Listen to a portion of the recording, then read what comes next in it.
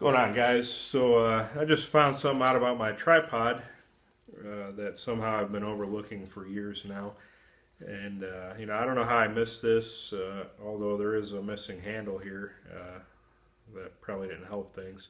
But I just discovered that this tripod actually telescopes up about a good foot from the normal 4 feet or so that I normally have everything set up at. And like I say, I don't really know how I missed that. I've had this thing for years now, and whether I knew that it ever did this or have just been overlooking it, who knows? But this will certainly help get a much better view of things on your guys' end than what I've previously been giving you. So thankfully, you want it to be looking up my nose or missing, a bunch of stuff kind of below me. And there is a handle that broke off of it. I guess that's kind of maybe why I overlooked that. It probably tipped over or got stepped on, years back, and it's just something I never really thought about looking for. So, that's a nice little welcome addition here, and I'm definitely not complaining about it now. I guess better late than never, right? So, at any rate, wanted to fire the camera up. Show you just a little bit more progress on the grinder. Hopefully I'm not overwhelming you guys as far as the number of updates and uploads here. I know personally I kind of like watching the multi-part projects and series on YouTube, although granted most guys usually show a little bit more as far as the machining and the processes, and probably don't upload everything all at once like I have been, but nevertheless, I'll keep going until someone screams stop. So, that'll be up to you guys.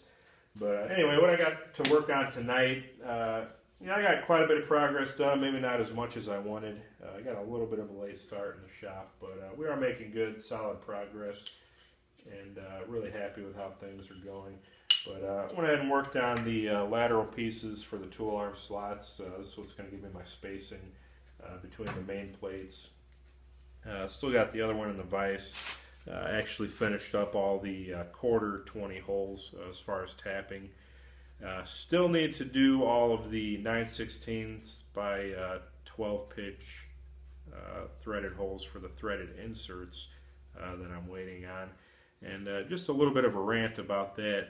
I actually went to 4 hardware stores today in the area, big box stores, Tractor Supply, Home Depot, Menards, and Sears Hardware, all within a couple of minutes of each other. I didn't travel too far out of my way, but I went there looking for a 9/16 size tap, and believe it or not, nobody had one. I guess 1/2 inch by 13 is about the biggest that really anybody deals with as far as your average guy.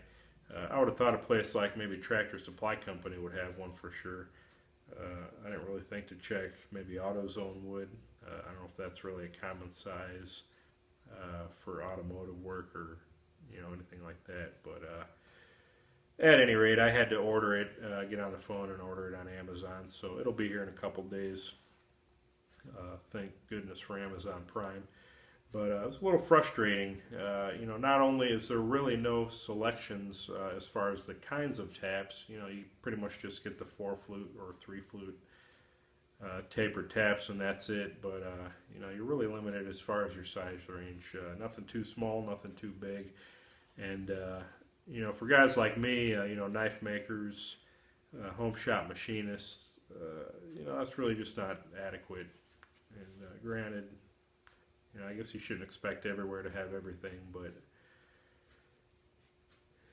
I guess it'd be nice if I had a machine supply somewhere a little closer.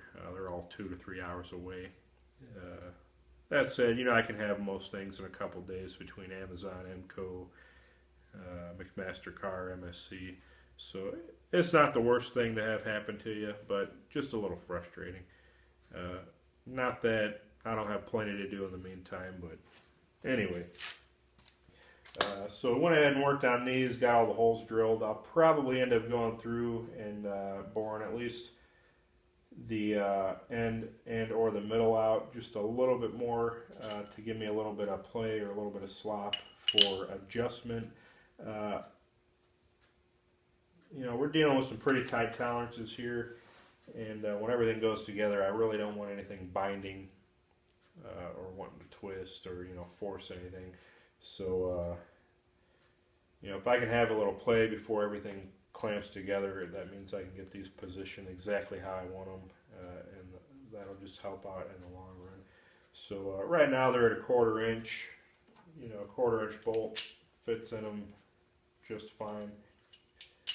But, you know, again, with the way things are, probably need to widen this out just a little bit more. So maybe one more size up, you know, another 64th. Probably don't need to go much bigger than that, as I spent quite a bit of time laying these out. But we'll do that at another time. Another thing I did, I ended up taking these down to exactly 1/2 inch, since that's what I designed the tool arm spacing around. As I've already mentioned a couple times, this aluminum is just a little bit thicker than 1/2 inch. It's about 18, 20 thousandths thicker, give or take, which, you know, in the grand scheme of things and for most applications isn't that much and really doesn't affect a whole lot. Even with this machine, you know, it's not going to really change a whole lot of things based on how it's designed. But I did have a specific spacing in mind for the tool arms, and, you know, I don't want to compound myself, you know, with the 4 arms, you know, and things being too tight. So took those down to 1/2 inch exactly, drilled the holes, and you know, took a lot of time, much more than I wanted, and you know, I'll change that on the next one if there is one, but you know, it is what it is. Also went ahead and worked on the tracking arm assembly. I got all the holes drilled and counterbored for it. Still need to drill and tap for the 1/2 inch bolt that's going to hold the tracking wheel, as well as for the threaded inserts for the tracking knob. But went ahead and drilled and tapped this as well. So this will go together, you know, something like this.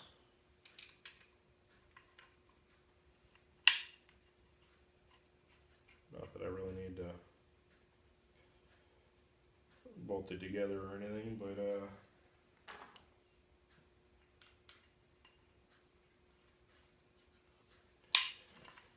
so I'll go something like this, and see, that'll kind of swing in and out to adjust our tracking. I don't know if I really radius this or if I need to. You know, that's probably more than enough swing. Just make sure everything looks lined up. Pretty good there. Yeah, that looks nice. So actually I have a threaded insert on this side so I can adjust tracking, you know, as I'm looking straight at it from the right side. But I'll also have one on this side as well to change it over, which is actually how my other grinder's set up, from the left side. And I'm not going to have one on each side at the same time, but it's just an option, you know, that I can switch over depending on which one I prefer. Or if someone else is using it right-handed, left-handed. I'm sure everybody's got a personal preference, so, you know, it's just one extra hole. Why wouldn't you have the option? So that's going to be set up that way. And then when you're rotating horizontal, you know, you have the option of being under or over.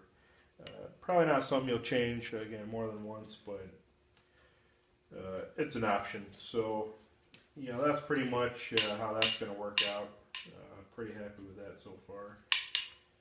And what else? Also went ahead and played around with some finishes. Took this over to the Bead Blast cabinet, hit it with some glass beads, and then actually wet sanded it really lightly with an 800 grit. And it actually gives it kind of a nice polished matte finish. See, make sure everything's in frame here. A little bit dirty, and you know, that Bead Blast, you can pick up a little bit of dirt. Let's kind of blast it off real quick. Try to wipe it off, but I actually really like that You know, it's a little bit more uniform. Kind of a nice little touch. I'll probably do the whole grinder like that. Granted, I'll need to clean some of this up. You know, there's some little burrs and high spots, low spots, nicks. You know, we'll go over everything with some fine grit paper, maybe an orbital sander, and then blast it. But I think that'll really make a sharp looking finish and really set the machine apart when it's all said and done.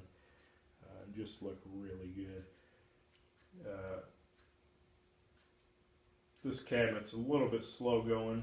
I really need a better gun for it, maybe some different tips, but you know, I am very happy with that finish, so definitely pleased with that. I'm going to drill and tap these, maybe work on those tomorrow if I can, start making some knobs. I'm hoping I have all my fasteners start to come in, and you know, we can start kind of doing our final drilling and assembly for some of these pieces, and you know, maybe start getting it to look like something. So probably the next update, and you know, I may skip a day, maybe not show you what I work on tomorrow. It depends kind of how things go, how things progress, but I'm hoping by the next update, you know, we'll actually have something kind of halfway resembling a grinder, and that will probably include, you know, final finish on a few of these pieces. And I'm hoping also in the next day or two to order the rest of everything I need: motor, drive, tool arms, some cold rolled steel for platens, and probably work rest. I know I got a lot of stuff here for aluminum work tables, which is fine and which will work. There's certain applications where I actually like a little bit harder of a table, so I like cold steel for that, cold rolled steel.